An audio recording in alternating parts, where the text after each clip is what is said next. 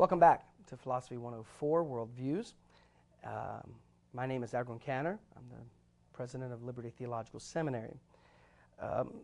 It doesn't happen by coincidence. When one develops a syllabus, you want it to somehow have a progression to it. And we've now reached Lesson 10, which begins our Western cults, or Western and new religions. And it happens that way on purpose.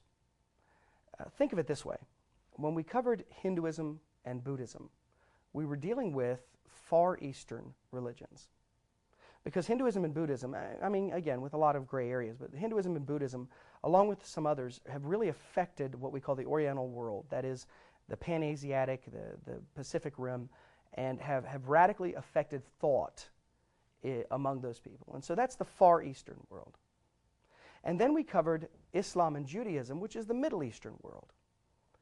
Islam and Judaism, you have Far East. You could even say that Buddhism is Far Eastern, Hinduism is Near Eastern, but Islam is Middle Eastern, and Judaism is Middle Eastern, and that's fair. That's fine.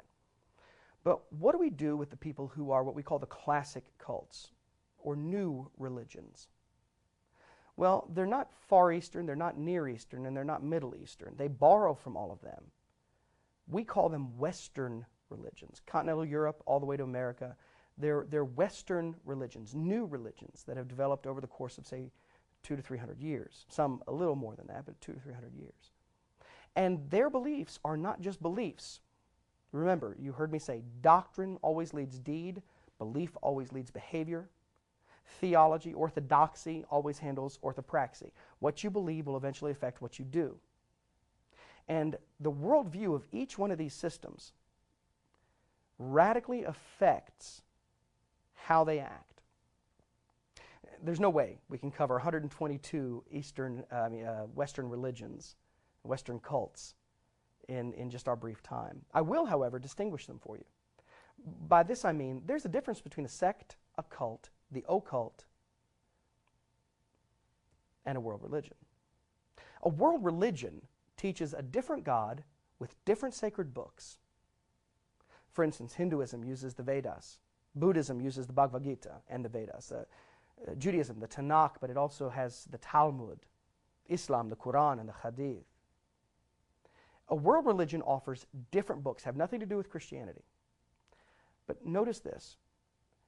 If a world religion offers a different way to God or gods using different sacred books, a cult is an attempt to correct biblical Orthodox Christianity.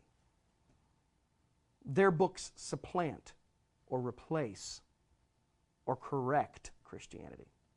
And that's one way to know what a cult is. Now, we can also, a sect, by the way, is brothers and sisters. Sects, as we know them, S-E-C-T-S, a sect is a differing view, but a sister faith. Presbyterians and Baptists don't have a lot in common.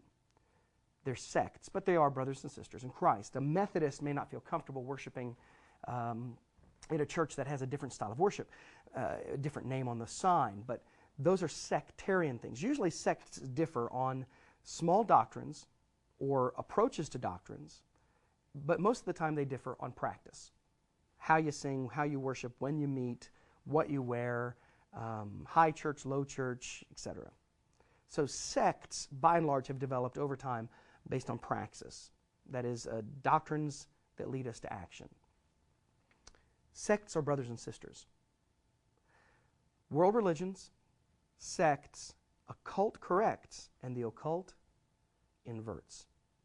An occult system embraces, either by light, as they call it, I'm a good witch, or dark energy. And they invert it by saying good is bad, bad is good. That casting curses is a good thing. Manipulating emotions and manipulating people is a good thing. And so the occult is more about energy and darkness being greater than light. That's the four major types of belief. The world religion, the cult, the occult, and the sect. And what we're going to do in just this brief time we have together is I want to show you that you can't study 122 Western religions, but you can divide them into two basic groups. There are those world religions that believe, or those cults rather, that believe they are going to correct Christianity. And then there are those cults that believe they're going to replace Christianity. We'll talk about those next lesson. But how about those that believe they are here to correct Christianity? Well, if you look at your notes, I've got a taxonomy sheet. Taxonomy is basically categories. It's a way to think in categorical thinking. And if you look at the taxonomy, I've divided those cults that correct Christianity into three groups.